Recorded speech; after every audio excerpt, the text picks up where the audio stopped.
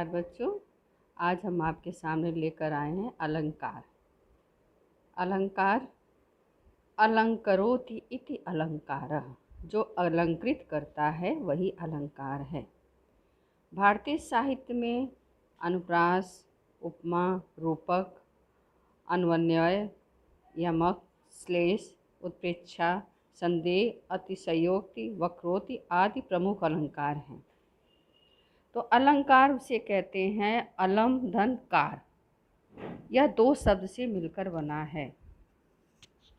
जिस तरह से हम अपने शरीर की सुंदरता को बढ़ाते हैं आभूषणों से, आभूषण के माध्यम से, उसी प्रकार से काव्य की सुंदरता बढ़ती है हमारी अलंकार से।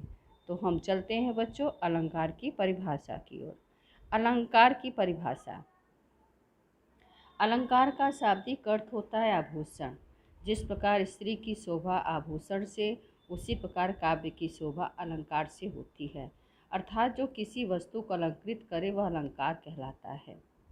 संक्षेप में हम कह सकते हैं काव्य शरीर अर्थात भाषा को शब्दार्थ से सुसज्जित तथा सुंदर बनाने वाली चमत्कारपूर्ण मनोरंजक ढंग को अलंकार कहते हैं। अलंकरोत इति अलंकार, जो अलंकृत करता है वही अलंकार है। तो आपके पाठ्यक्रम में बच्चों अलंकार के जो भेद बताए गए हैं वो प्रमुख हैं।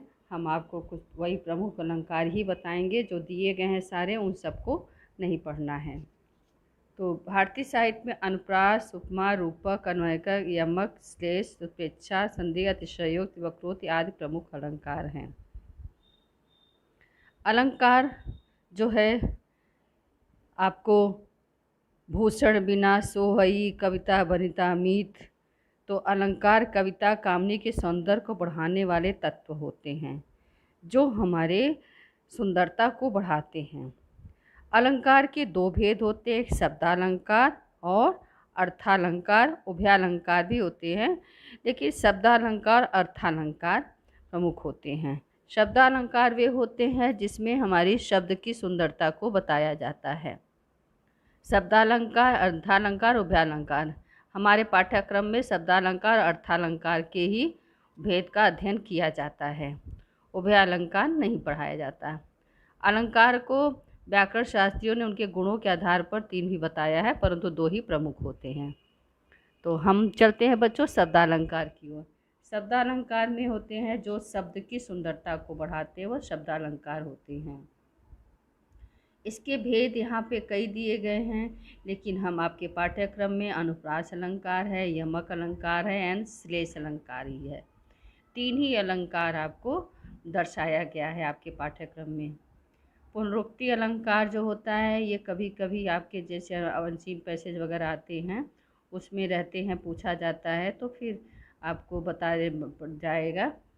ये सब चीज़ें आगे हम वक्रोक्ति और विप्सा अलंकार जो है तो इनको पढ़ने की ज़रूरत नहीं है। हम आते हैं सबसे अनुप्रास अलंकार। अनुप्रास अलंकार किसे कहते हैं और यमक अलंकार। अनुप्रास अलंकार शब्दालंकार के भेद आप देखिए। जिस अलंकार में शब्दों को प्रयोग करने से चमत्कार हो जाता है और उन शब्दों की जगह पर समानार्थी शब्द को रखने से चमत्कार समाप्त हो जाता है, वह होता है शब्दालंकार। शब्द धन अलंकार। शब्द के 2 रूप होते हैं, ध्वनि और अर्थ। ध्वनि के आधार पर शब्दालंकार की सृष्टि होती है, और जब अलंकार किसी विशेष शब्द की स्थिति में ही रहे और उस शब्द की जगह पर कोई और पर्यायवाची शब्द के रख देने से उस शब्द का अस्तित्व न रहे तो उसे शब्दालंकार कहते हैं।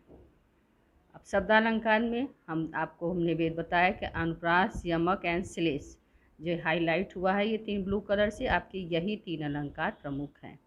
तो हम आ जाते हैं बच्चों अनुप्रास अलंकार की तरफ।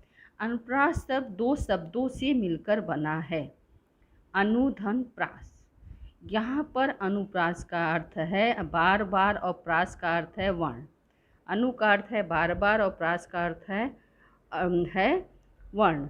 जब किसी वर्ण की आवृत्ति बार बार हो, एक ही वर्ण की आवृत्ति बार बार हो, जैसे क, त, म, र, न एक वर्ण होते हैं ना, तो ये वर्ण की आवृत्ति कई बार हो, एक से कई बार हो, तो वहाँ पे अनुप्रास अलंकार हो जाता है। अब यहाँ पे उदाहरण दिया है, एग्जाम्पल दिया है कि जन रंजन मंजन दनुज मनुज रुज सुरभूप विश्व बदर इव धृत उदर जोहत सोहत सूप। यहाँ पे देखिए ज ज ज ज वर्ण की आवृत्ति कई बार हुई है, ये अनुप्रास अलंकार हुआ। इसी तरह से हमारे और भी उदाहरण हैं, जैसे मुदित महिपत मंदिर आए, म वर्ण की आवृत्ति के कारण अनुप्रास अलंकार हुआ। और आपके हम इसमें हमारे आते हैं तरिणी तटूजा तट तमाल तरुअर बहु छाए, त वर्ण की आवृत्ति के कारण अनुप्रास अलंकार हुआ। तो जहाँ पे एक ही वर्ण को बार बार आता है, अब जैसे कालिंदी कूल कदम्ब की डारन, आपका रसखान के उसमें है क वर्ण की आवृत्ति के कारण वहाँ पे अनुप्रास अलंकार हुआ। और तो जहाँ पे एक वर्ण कई बार आते हैं वहाँ पे अनुप्रास अलंकार होता है। अब आते हैं बच्चों यमक अलंकार में। यमक शब्द का अर्थ होता है दो।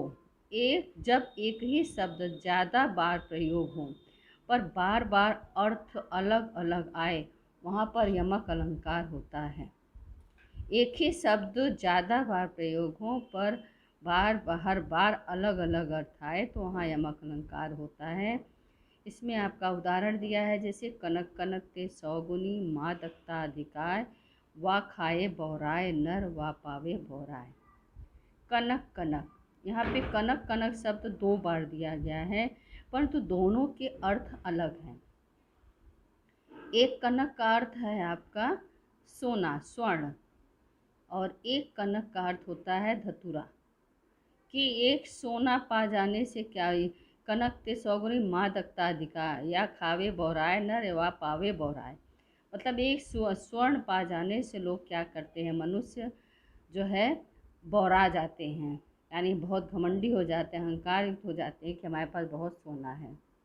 और दूसरा धतूरा खा जाने से, धतूरा नशीला पदार्थ होता है जो शंकर जी जो है ग्रहण करते थे, तो धतूरा खा जाने से मादकता अधिकार, पागल हो जाते हैं, या खावे बौराए नर, और नर क्या हो जाते हैं, बौरा जाते हैं, हो जाते हैं। तो वो हो गया आपका यमक अलंकार। इसी तरह से एक उदाहरण इसमें और है, काली घटा का घमंड घटा, यानी एक घटा का अर्थ हुआ बादल, काले बादल का, और एक घटा का अर्थ हो गया कम होना है, काले बादल का घमंड कम हो गया। तो ये हमारा हुआ यमक अलंकार का उदाहरण।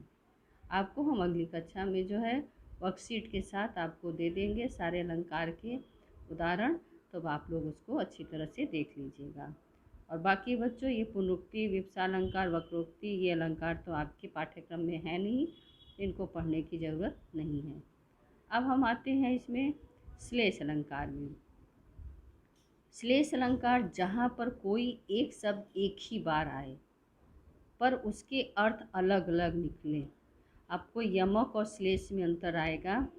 यमक में क्या होता है, अर्थ जो है एक शब्द तो एक से दो बार आते हैं, अर्थ उनके अलग होते हैं, और यहाँ पर एक शब्द एक ही बार आता है और यमक में दो बार आता है। जैसे रहीमन पानी राखिए बिन पानी सब सून, पानी गए न उबरे मोती मानुष चून। यहाँ पे रहीम दास के दोहे के माध्यम से ये बताया गया है कि रहीमन पानी राखिए।